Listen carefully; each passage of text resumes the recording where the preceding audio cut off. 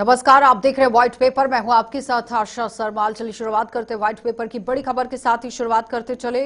वक्फ संशोधन बिल को लेकर लोकसभा के अंदर लगातार चर्चा जो है वो जारी है। वक्फ संशोधन बिल पर गृह मंत्री की तरफ से बड़ी बातें कही गई, जहां पर वोट बैंक के लिए माइनॉरिटीज को डराया जा रहा है। ये माइनॉरिटीज को डराने की बात हो रही है और वक्फ बिल यहाँ आप देखिए किस तरह से पेश किया गया है। लेकिन जो वक्फ बिल बोर्ड पैसा है वो चोरी करने का काम यहाँ पर रोकेगा, यानी कि जहाँ चोरी हो रही थी पैसे की वो इससे रुकेगी।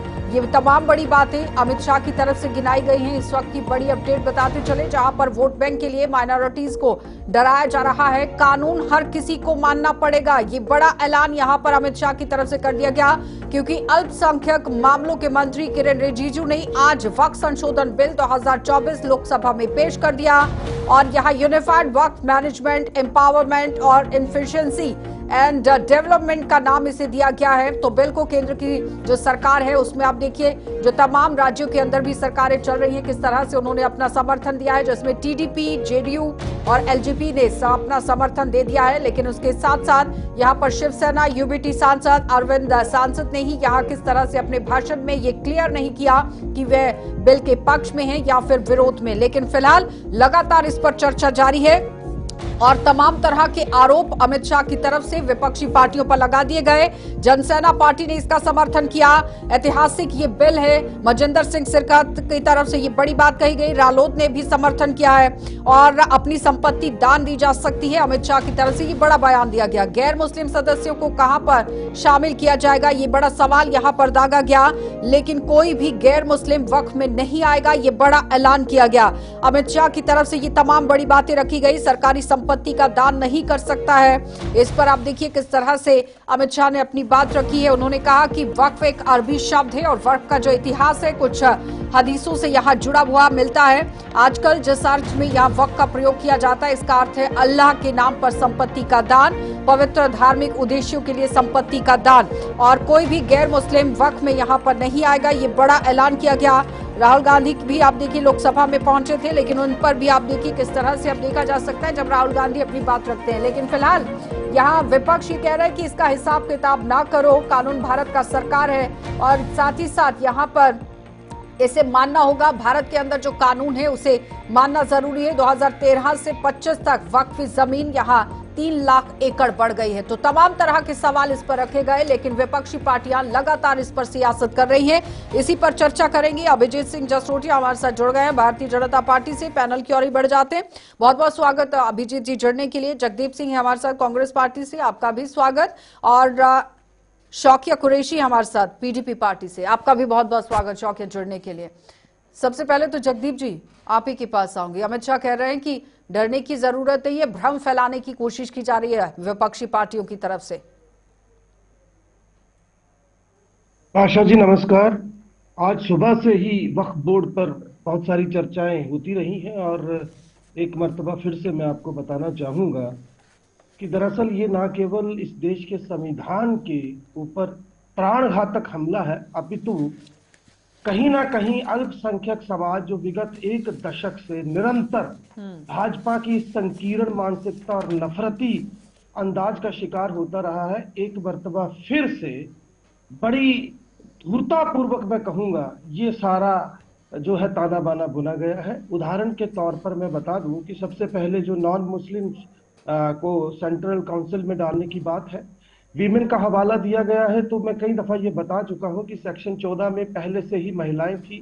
जम्मू कश्मीर में भी भाजपा की ही महिला नेत्री जो है वो इसकी अध्यक्ष है। इसके बाद अगर हम बात करें तो इसमें एक बड़ा जो फेरबदल करने की कोशिश है वो डिप्टी कलेक्टर्स के जरिए है। देखिए हमें समझना होगा, पहली तो बात, वक्फ के पास जो भी चल या चल संपत्ति है वो सरकार की नहीं है, वो मुस्लिम समाज के लोगों ने आजादी से पहले नवाब, राजा या जो भी लोग हुए, जो पैसे वाले थे, रईस थे, उन लोगों ने, और उसके बाद भी निजी संपत्ति दान की है।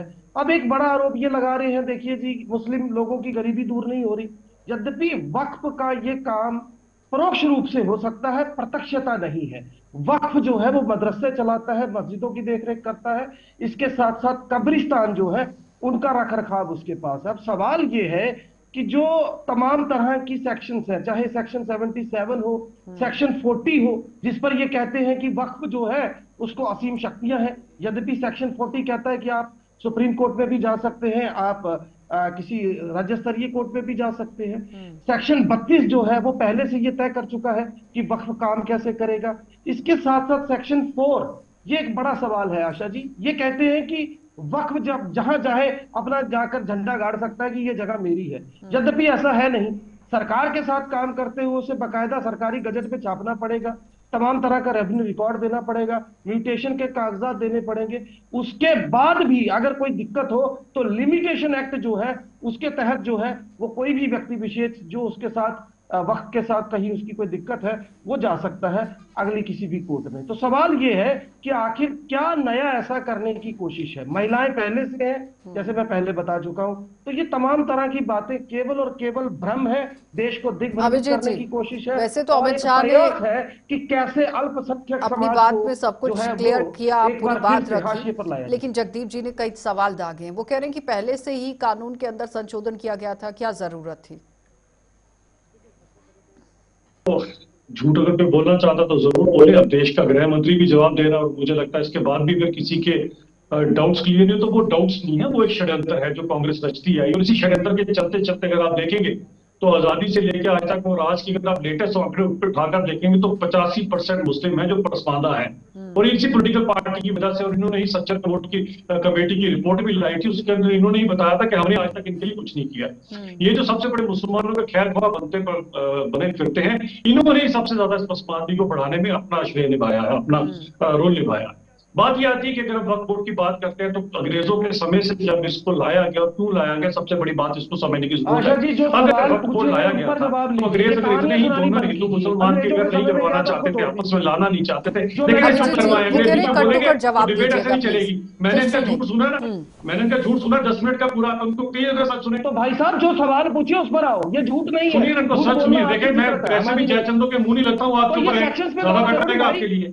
सेक्शन की बात करो, 85 सेक्शन 85 क्या है? सेक्शन 85 क्या है वक्फ बोर्ड की, जिसके अंदर ट्रिब्यूनल है, सुप्रीम कोर्ट एक्ट नहीं कर सकती। क्यों झूठ बोल रहे लोगों के बीच में? राजस्थान कोर्ट का फैसला है, राजस्थान कोर्ट के अंदर बताया गया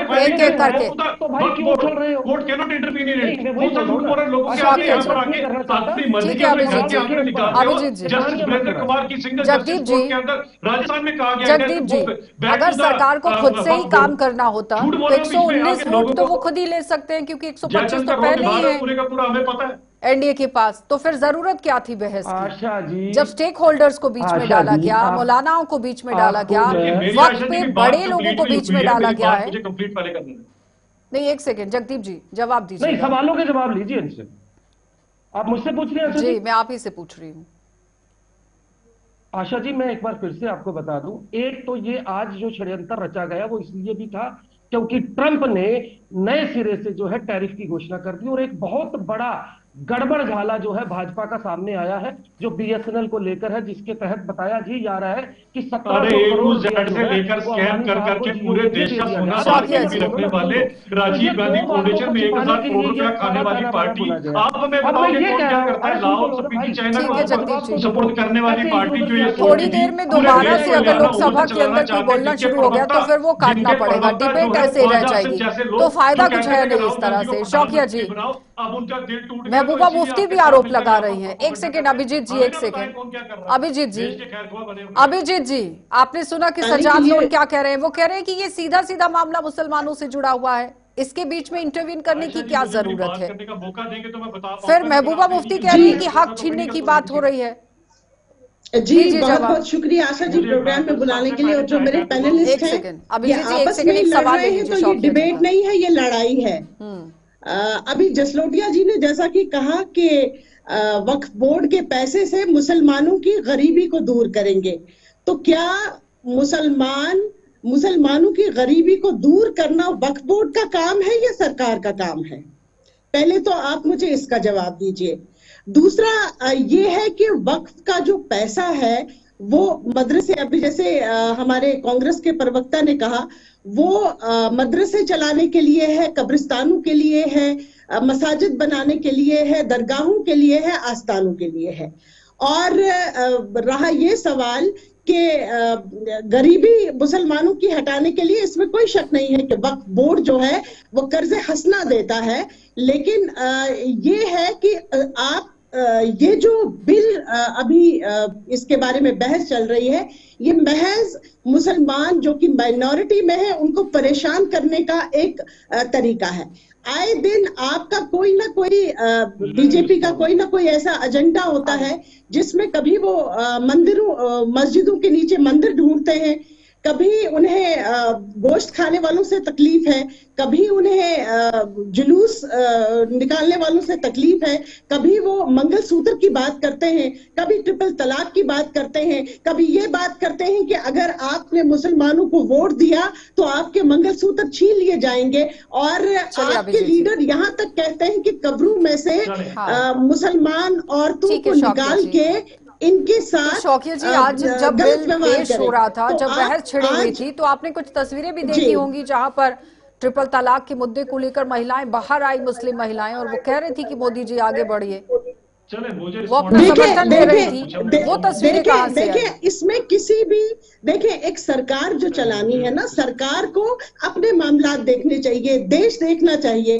किसी के मजहब में आपको किसी मजहब की तरफ नहीं देखना चाहिए, अपना सरकार देखनी चाहिए, देश को देखना चाहिए। तरमीम करना सरकार का काम नहीं है, ठीक है, सरकार का काम है देश को उन्नति देना, ठीक है, ना कि किसी के मजहब की तरमीम करना। ठीक है, मैं तो अपनी बात नहीं कर पाऊंगा ना।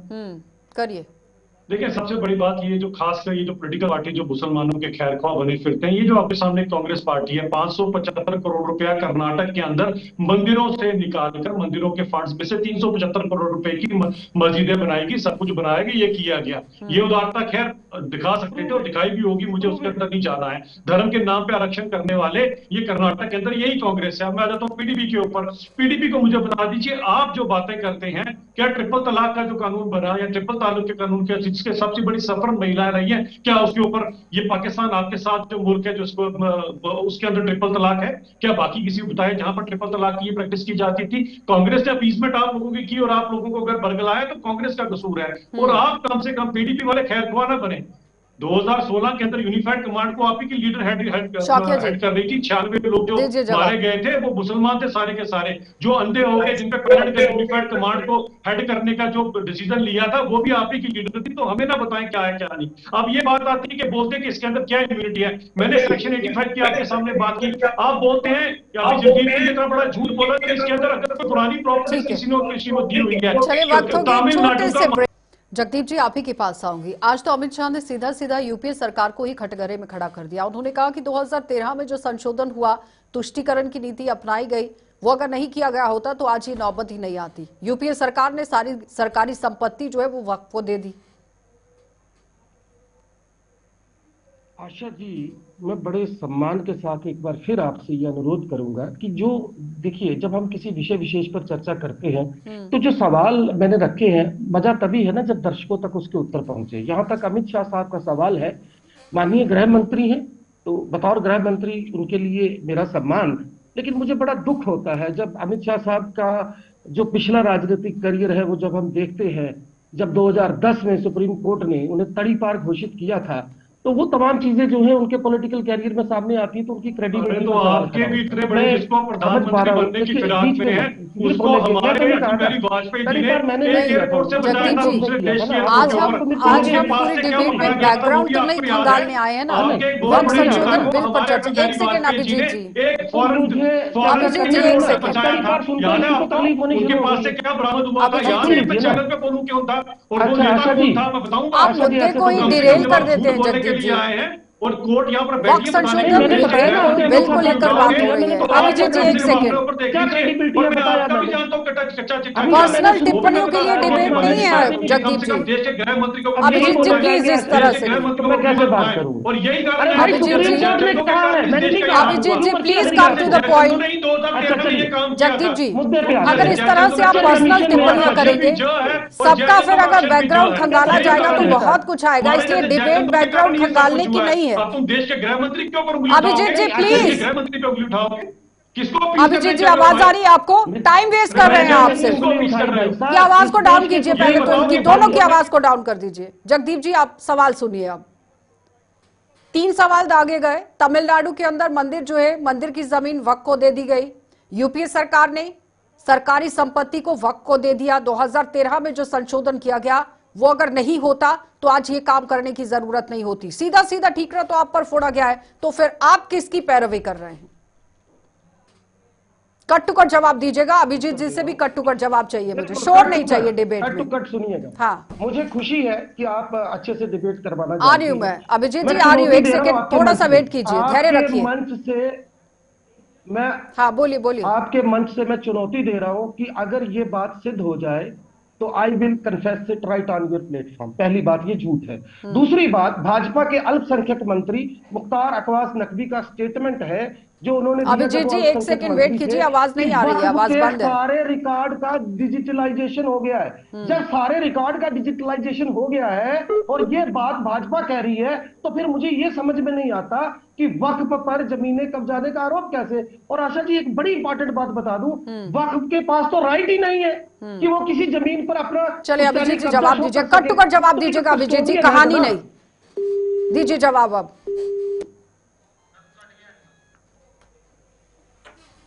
शौकिया जी,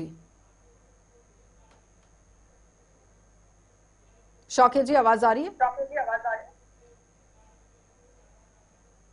जगदीप जी, जिस तरह से अमित शाह लगातार आप ही लोगों पर सवाल उठा रहे हैं, टीडीपी की तरफ से अपना समर्थन दे दिया गया, जेडीयू की तरफ से दे दिया गया, एलजेपी की तरफ से दे दिया गया, तो फिर क्या परेशानी है? और साथ ही साथ सवाल यह भी है कि जब वोट डाले जाएंगे तो 119 ही चाहिए। भारतीय जनता पार्टी एनडीए के पास तो 125 हैं। अगर उन्हें अपना बिल पास करना होता, खुद से पास करना होता तो कर देते। जरूरत क्या थी बहस करने की? उसके बाद सबसे पहले जेपीसी में डालने की, स्टेक होल्डर्स के साथ चर्चा करने की क्या जरूरत थी? मैं वही बताने जा रहा हूँ आशा जी। देखिए, पहले तो एक बात यहाँ पर समझनी होगी। दरअसल ये जो सारी कवायद है वो इसलिए है कि वो तमाम जो घटक दल हैं भाजपा के, वो छिटक ना जाए। दूसरी बात देखिए, यहाँ पर मैं बड़ी बड़ी ईमानदारी से आपको बताना चाहता हूँ, शायद कोई और प्रवक्ता कम से कम हमारी पार्टी का इतना खुलकर बात ना करे। मैं ये मानता हूं कि वक्फ बोर्ड में कुछ ना कुछ संशोधन चाहिए, क्योंकि जो मुतबल्ली थे, जिनको बोर्ड अपॉइंट करता था, उन्होंने बहुत जगह पर बहुत सारे करप्शन किए हुए हैं। लेकिन सवाल ये है कि ये एक धर्म विशेष का एक धार्मिक संगठन है, जिसमें आप कैसे गैर मुस्लिमों को डाल सकते हो, कैसे आप डिप्टी कलेक्टर्स को पावर दे सकते हो, कैसे आप महिलाओं के नाम पर बात कर सकते हो। अभिजीत जी, आज आपने शायद लोकसभा के अंदर जो कार्रवाई चल रही है वो नहीं सुनी है। अमित शाह कह रहे हैं कि गैर मुस्लिम को तो उसके अंदर रखा ही नहीं जाएगा। पहले तो इस भ्रांति को बाहर निकालिए। नहीं फिर ये सवाल क्यों? सॉरी टू से, ये उस रिकमेंडेशन में शामिल है। अब ये मुकर जाए तो बात अलग है। गृह मंत्री के शब्दों से बाहर आया है, ये उसे भी नहीं मानते हैं? I got it. नहीं आशा जी, ये रिकमेंडेशन में शामिल था।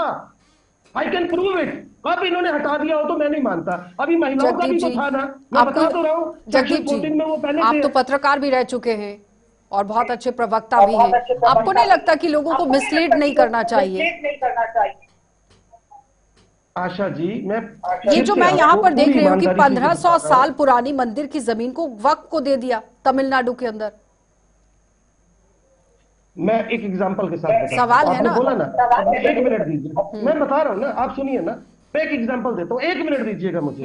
दिल्ली के मेहरौली में एक मामला सामने आया जहां 2 परिवारों ने अपनी जगह जो है वो बिल्डर को बेच दी।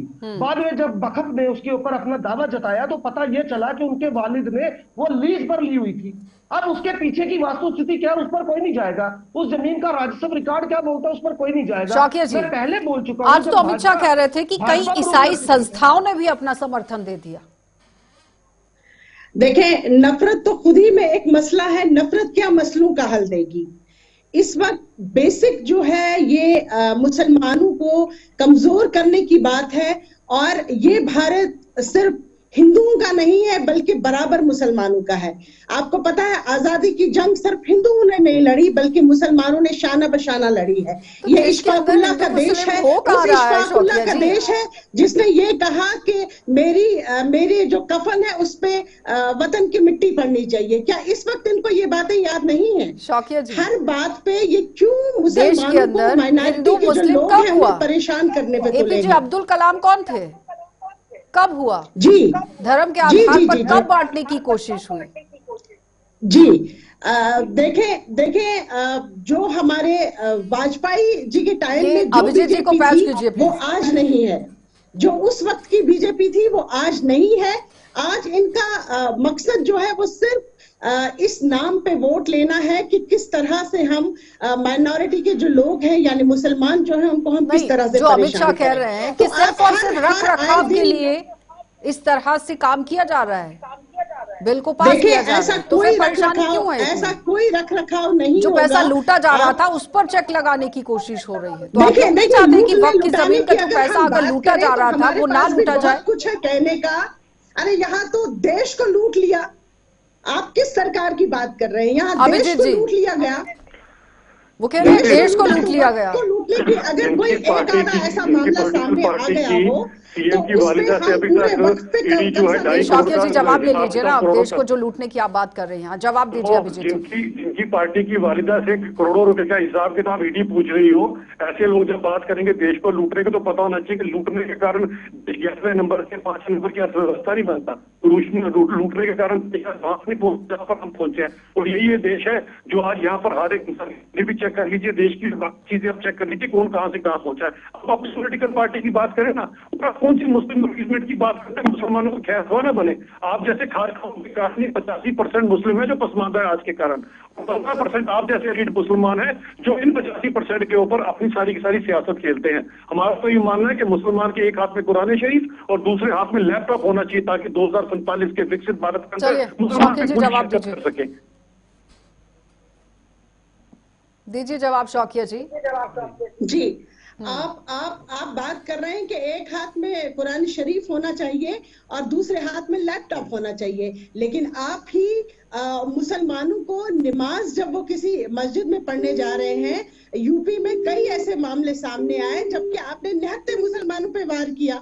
वो आपको याद नहीं है। लैपटॉप तो आप देंगे, वो तो बाद की बात है, लेकिन उसी कुरान शरीफ की कई बार बेहुरमती हुई, जगदीप जी, वो आप नहीं देखते हैं। बेरोजगार एक मुसलमानों को, जो जो मुसलमान वोट के लिए लेकर यहाँ जा पर रहा युवा था, हैं, उन्हें उसको फायदा देने के लिए इतना- काम किया जा रहा है, तो उस पर क्या मारा और तर्क है इतना कांग्रेस पीटा पार्टी गया का? कि वो बेचारा अधमरा ठीक हो है गया। शौकिया जी, ठीक है, समय का अभाव है। हाँ जल्दी। अब समय कम है, मैं 2 मिनट में बात पूरी करूंगा। लैपटॉप बाद में दीजिएगा, पहले उनको ईद की छुट्टी दे दीजिए, यही गनीमत होगी। आलम यह है कि अब तो वो अपने छतों पर, घर की छतों पर भी नमाज पढ़ नहीं पा रहे हैं। यूपी में ये परिस्थिति है। और मैं आपको ईमानदारी से बता दूं, यूपी के अंदर फिलिस्तीन का झंडा भी लहरा रहे हैं, उसको भी याद रखिया करें आप जगदीप जी। नहीं नहीं आशा जी, जो सच है उससे उससे हम नहीं पीछे हट सकते। हाँ तो फिर जब इस देश के और जब गृह मंत्री खुद कह रहे हैं कि 4 साल में मुस्लिम समझ जाएंगे इसका फायदा क्या है, तो वेट करना चाहिए कि नहीं? आशा जी माननीय प्रधानमंत्री जी ने मुसलमानों को घुसपैठिया कहा या नहीं कहा, मुझे बताइए। जब प्रधानमंत्री ये कहेंगे, जब वो ये कहेंगे कि कपड़ों से पहचाने जाते हैं मुसलमान, जब ईद की छुट्टी आप कैंसिल कर देंगे, अभिजीत जी, जब आप मॉब लिंचिंग पर आ जाएंगे, बीज की जगह मटन का एक मुगलाता लेकर। चलिए, बहुत बहुत धन्यवाद जगदीप जी जुड़ने के लिए। शौकिया आपका भी धन्यवाद और अभिजीत जी आपका भी धन्यवाद। तो फिलहाल सबसे बड़ी बात तो यह है कि लोगों को मिसलीड नहीं करने की जरूरत है। सबसे पहले तो ये पढ़ने की जरूरत है कि बिल के अंदर है क्या, पूरी जानकारी जुटाने की जरूरत है, क्योंकि अगर गृह मंत्री की तरफ से बड़ी बातें कही गई हैं कि 4 साल के बाद मुस्लिम खुद समझेंगे कि इस बिल का फायदा क्या है, तो फिर आपको सबसे पहले उस बिल के अंदर क्या क्या डाला गया है, क्या संशोधन हुआ है, ये पढ़ने की जरूरत है। क्योंकि अगर खुद से ही पास करना होता तो बहुमत है, 125 का आंकड़ा है, 119 चाहिए, लेकिन उसके बावजूद भी अगर सरकार उसे पब्लिक डोमेन में डाल रही है, उसके बाद चर्चा हो रही है, उसके साथ साथ स्टेक होल्डर से बात हो रही है, तो फिर पढ़ने की जरूरत है सबको। आप भी कार्यक्रम